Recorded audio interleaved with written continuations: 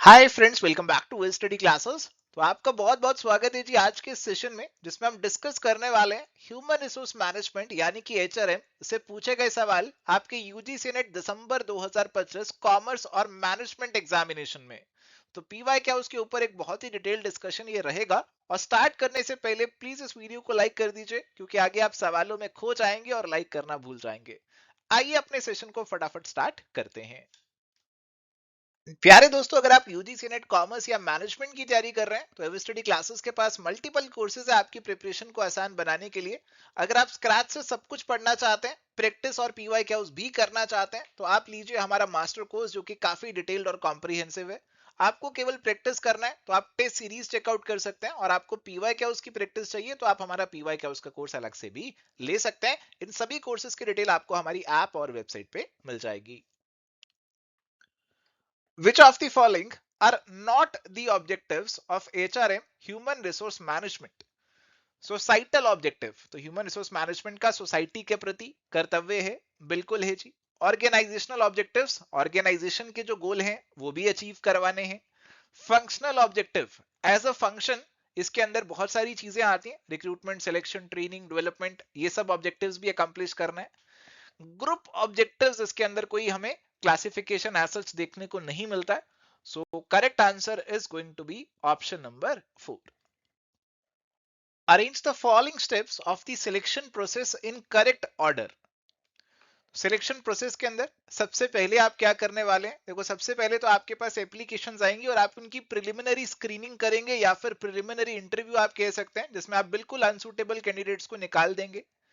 इसके बाद आप जो आपको लग रहे हैं कि कैपेबल कैंडिडेट्स हैं, उनका सिलेक्शन टेस्ट कंडक्ट कराएंगे। जो टेस्ट में पास होंगे आप उनका इंटरव्यू लेंगे, और इंटरव्यू लेने के बाद आप साथ साथ रेफरेंस और बैकग्राउंड एनालिसिस भी करा लेंगे। कोई किसी का क्रिमिनल बैकग्राउंड वगैरह तो नहीं है, कोई खतरनाक पर्सन तो नहीं है।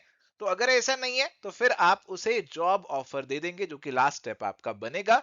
सो आपका जो सीक्वेंस बना, that is CADBE। Option number 3 आपका करेक्ट आंसर यहां पे बनेगा। Given below are two statements. Assertion आपको दे रखा है और रीजन भी दे रखा है। असर्शन कह रहा है an effective appraisal system can contribute to competitive advantage by improving employee job performance. तो परफॉर्मेंस अप्रेजल का सिस्टम अगर आपका अच्छा है तो एडवांटेज मिलेगा, एम्प्लॉय की जॉब परफॉर्मेंस भी अच्छी हो जाएगी। बिल्कुल ठीक हुई बात। One serious challenge facing the performance appraisal leads to assessment of self-managed teams. अगर टीम अपने आप को खुद से मैनेज कर रही है तो उनका अप्रेजल कौन करेगा, कैसे होगा? तो ये एक दिक्कत की बात है, चैलेंज है। तो ये वाला भी स्टेटमेंट सही लग रहा है। बट क्या असर्शन को रीजन एक्सप्लेन कर रहा है? क्या दोनों रिलेटेड है एक दूसरे से? नहीं, दोनों अलग अलग इंडिपेंडेंटली करेक्ट स्टेटमेंट्स हैं। So correct answer would be option number 2। Both A and R correct, but R is not the correct explanation of A. When the supervisor keeps a log of positive and negative examples of a subordinate's work-related behavior, it refers to which of the following methods of performance appraisal? तो यहाँ पे क्या कर रहा है supervisor? अपने employ के positive और नेगेटिव दोनों तरीकों के बिहेवियर को नोट करी जा रहा है। ऑप्शंस आपको दिए हुए हैं, paired comparison, critical incident, forced distribution और अल्टरनेट रैंकिंग मेथड। अब देखो यहाँ पे क्या हो रहा है कि जो भी आपके क्रिटिकल इंसिडेंट्स है ना, आप उनका रिकॉर्ड मेंटेन कर रहे हो, उनका लॉग मेंटेन कर रहे हो कि उसमें कैसे पॉजिटिव और नेगेटिव सबऑर्डिनेट ने परफॉर्म किया। सो that is a critical incident method. Period comparison में आप कुछ कंपैरिजन करोगे, रैंकिंग में आप कुछ रैंकिंग करोगे, डिस्ट्रीब्यूशन के अंदर हमें जो सुपीरियर होता है उसको एक नॉर्मल डिस्ट्रीब्यूशन के हिसाब से सबऑर्डिनेट्स को रैंकिंग्स असाइन करने रहते हैं। So correct answer is going to be option number 2 only. Assertion और रीजन आपको यहां पे दे रखे हैं। असर्शन है reality shock occurs when a new employee's high expectations and enthusiasm confront the reality of a boring and challenging job. तो एक नया एम्प्लॉय था, एक्सपेक्टेशंस काफी ज्यादा थी, एंथुसियाज्म काफी ज्यादा था, बट उसने देखा जॉब पे जाके तो बहुत ही बोरिंग और अनचैलेंजिंग है। तो ये रियलिटी शॉक उसको मिलेगा कि आप एक्सपेक्ट क्या कर रहे थे और एक्चुअल में मिला क्या। Providing realistic job interview, challenging first job and experienced mentors can help prevent reality shock. तो अगर आप एक रियलिस्टिक जॉब इंटरव्यू लोगे, फर्स्ट जॉब को चैलेंजिंग बनाओगे, एक्सपीरियंस्ड मेंटर्स होंगे, तो उस केस में ये रियलिटी शॉक आपका काफी कम हो जाएगा। तो बिल्कुल सही है। तो असर्शन और रीजन दोनों एक दूसरे से जुड़े हुए हैं और रीजन असर्शन को फर्दर एलेबोरेट और एक्सप्लेन कर रही है. So correct answer is going to be option number 1. Both A and R correct and R is the correct explanation of A. A conscious belief that only the host country managers can ever really understand the culture and behavior of the host country market refers to which of the following top executive value. ये वाला सवाल आपका EPRG framework से जुड़ा हुआ है कि कैसे आप इस फ्रेमवर्क को अपने एचआरएम में अप्लाई कर सकते हो. देखो ईपीआरजी में एथनोसेंट्रिक का मतलब होता है कि आप अपनी होम कंट्री को बेस्ट मानते हो. पी का मतलब होता है पॉलीसेंट्रिक. पॉलीसेंट्रिक का मतलब है कि अलग अलग जो होस्ट कंट्रीज हैं आप वहीं की प्रैक्टिसेस को फॉलो करते हो, उन्हीं को बेटर मानते हो, तो होस्ट कंट्री की तरफ आपका पर्सपेक्टिव रहता है. रीजियोसेंट्रिक में आप एक रीजन को एक बना लेते हो और जियोसेंट्रिक में आप थोड़ा सा ग्लोबल पर्सपेक्टिव लेकर चलते हो. तो यहाँ पे होस्ट कंट्री को ज्यादा बेहतर माना जा रहा है, होस्ट कंट्री मैनेजर्स को ज्यादा वेटेज दी जा रही है, तो ये पॉलीसेंट्रिक अप्रोच को डिपिक्ट कर रहा है. So correct answer is going to be option number 3. Which of the following perceive a pluralistic approach to industrial relations? अब इनमें से कौन सी इंडस्ट्रियल रिलेशंस की एक प्लूरलिस्टिक अप्रोच है? अब प्लूरलिस्टिक अप्रोच का मतलब हो गया कि आपके पास एक तो मैनेजर्स हैं और दूसरे वर्कर्स हैं और इनके बीच में इनके जो इंटरेस्ट है ना प्लूरल है, अलग अलग इंटरेस्ट हैं, तो इनके बीच में झगड़े होंगे. A workplace conflict is seen as a temporary aberration resulting from poor management or from employees who do not mix with the organization's culture. अब ये टेम्परेरी नहीं है, ये दोनों के जो इंटरेस्ट है ना दोनों के अलग अलग ही चलने वाले हैं, ऐसा टेम्परेरी नहीं है. ये तो थोड़ा सा यूनिटरी पर्सपेक्टिव हो गया कि दोनों एक ही डायरेक्शन में चलेंगे, कभी कभी झगड़ा हो सकता है, तो ये वाला तो सही नहीं है. बी हो गया, trade unions are legitimate representative of employees interest. तो ये कह रहे हैं कि एम्प्लॉइज के इंटरेस्ट अलग है और उनको ट्रेड यूनियन रिप्रेजेंट करेगा, तो ये तो प्लूरलिस्टिक की बात कर रहा है. Stability in industrial relations is the product of concession and compromise between management and union. तो मैनेजमेंट और यूनियन दोनों अलग अलग हैं, दोनों के बीच में कॉम्प्रोमाइज होंगे क्योंकि दोनों के इंटरेस्ट अलग अलग हैं, तो ये भी कहीं ना कहीं प्लूरलिस्टिक अप्रोच है. Organizations are coalitions of competing interest where the role of management is to mediate among the different interest groups. तो ऑर्गेनाइजेशन में competing interest होते हैं, मैनेजर्स के अलग इंटरेस्ट हैं और आपके वर्कर्स के अलग इंटरेस्ट हैं, तो ये भी कहीं ना कहीं प्लूरलिस्टिक अप्रोच को डिनोट कर रहा है. Conflict arises not just because of the competing interest within the organization but because of the divisions in the society between those who own the resources and those who have only labor to offer. तो जो ई वाला point हो गया ना, ये थोड़ा सा और ब्रॉडर चला गया, ये ओवरऑल सोसाइटी की बात कर रहा है. बेसिकली एक मार्क्सिस्ट अप्रोच रहती है इंडस्ट्रियल रिलेशंस की, थोड़ा सा इससे ज्यादा जुड़ा हुआ है. जो आपका ए है आप उसे काट दीजिए और बी सी और डी को अगर आप कंसीडर करें तो आपके पास ऑप्शन नंबर 3 का जो आंसर है वो प्यारे दोस्तों यहां पे बन जाएगा.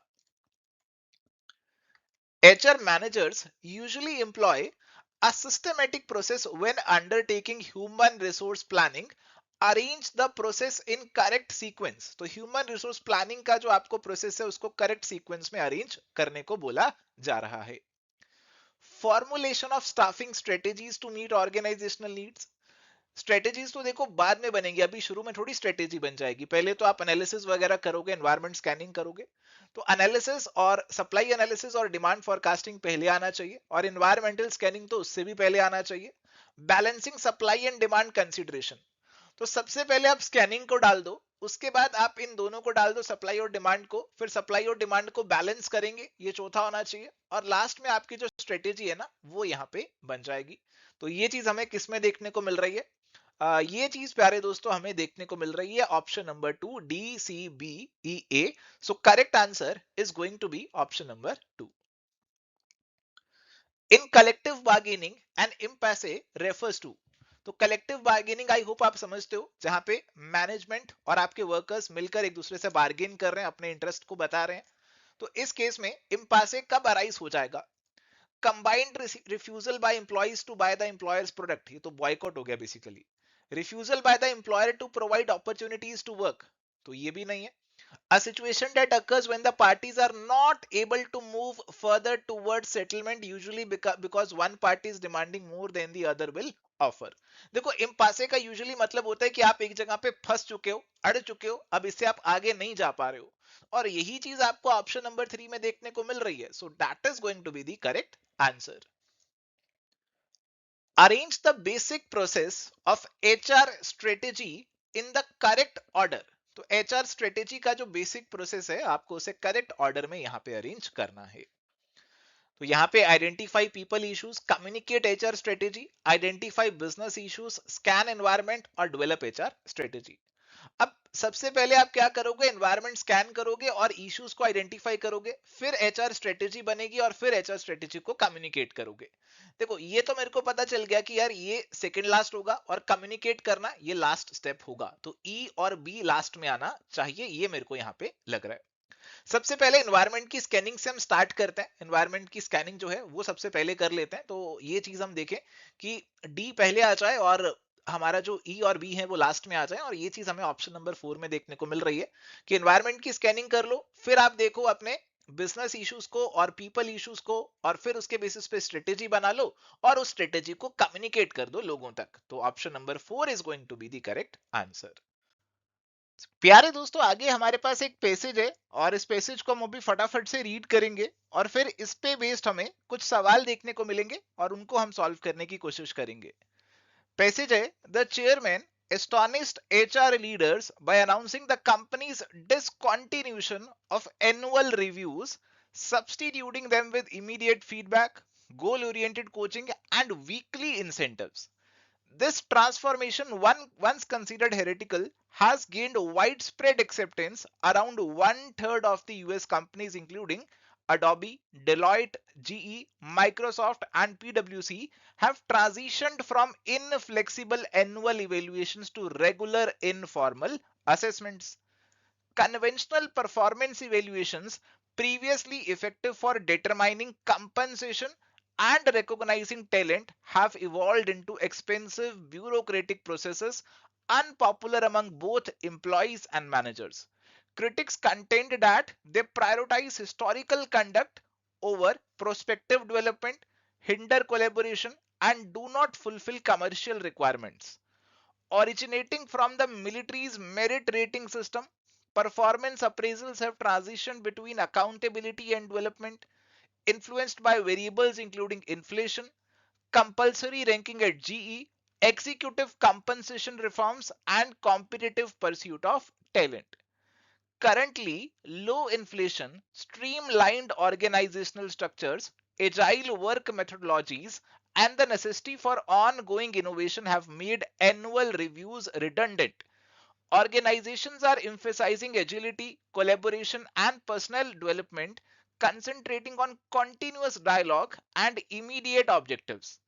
Despite challenges such as bias, salary discrepancies, and inadequate supervisor training, organizations that implement continuous feedback mechanisms experience enhanced satisfaction, superior coaching, and greater alignment with the corporate objectives. The transition signifies a necessity. Performance management must adapt to cultivate future talent.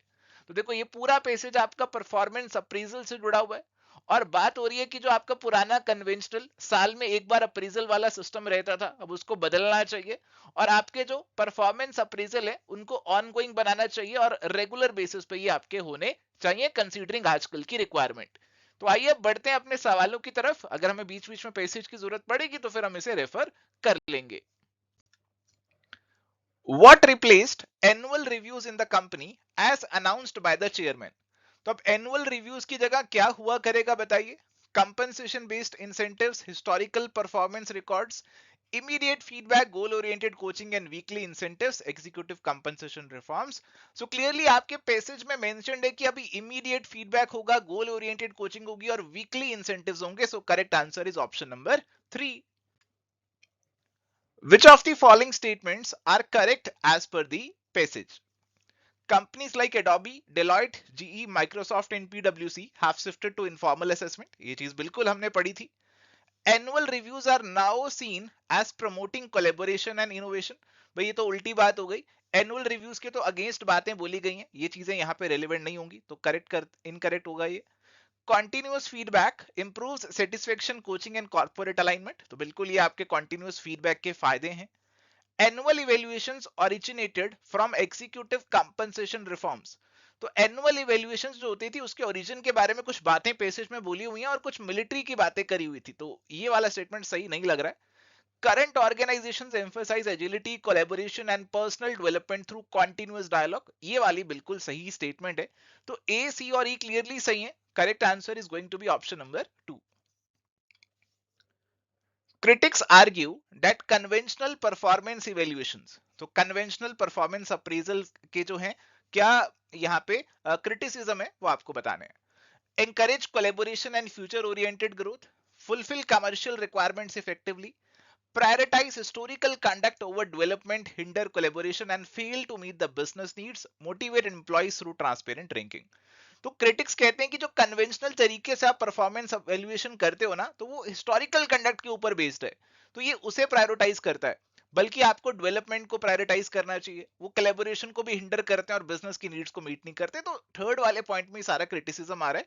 Correct answer is going to be option number 3.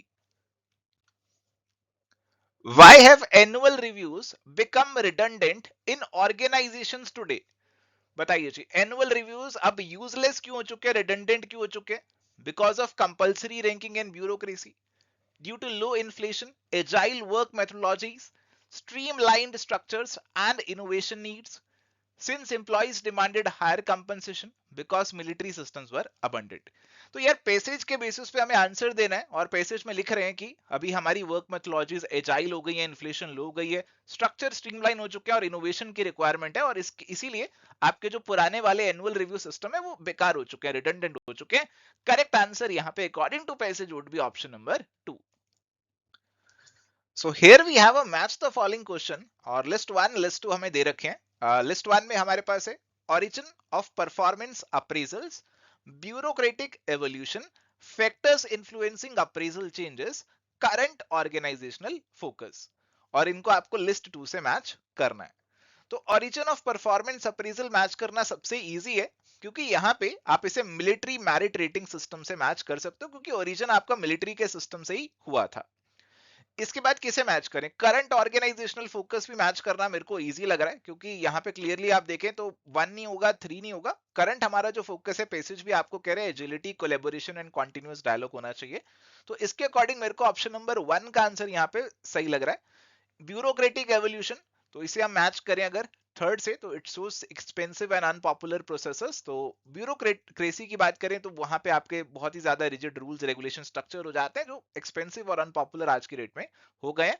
और factors influencing appraisal changes, तो यहाँ पे ये बचता है 1. Compulsory ranking eight GE, ये ज्यादा clearly matching तो नहीं बैठ रही है, बट जो पैसेज में जिस तरीके से बताया कि किस तरीके से आपके परफॉर्मेंस अप्रेजल में चेंजेस आए, कैसे पहले मिलिट्री मेरिट रेटिंग सिस्टम था, फिर हम कंपल्सरी रैंकिंग एट जीई तक पहुंचे और आज का सिस्टम चेंज हो रहा है, तो उसमें कहीं ना कहीं इसकी बात करी हुई है. तो ठीक है, आप थोड़ा सा दूर का रिलेशन बना के मैच कर सकते हो, और कोई ऑप्शन में सेटिंग भी नहीं बन रही है और कोई ऑप्शन बन भी नहीं रहा है. So correct answer would be option number 1. So thank you प्यारे दोस्तों, ये थी जी आज की हमारी चर्चा, और यहाँ पे हमने UGC net previous year questions को आपके साथ डिस्कस किया. आज का सेशन अच्छा लगा तो प्लीज लाइक करके जाइएगा. मिलते हैं नेक्स्ट सेशन में एक नए टॉपिक के साथ. Till then goodbye, take care, all the best.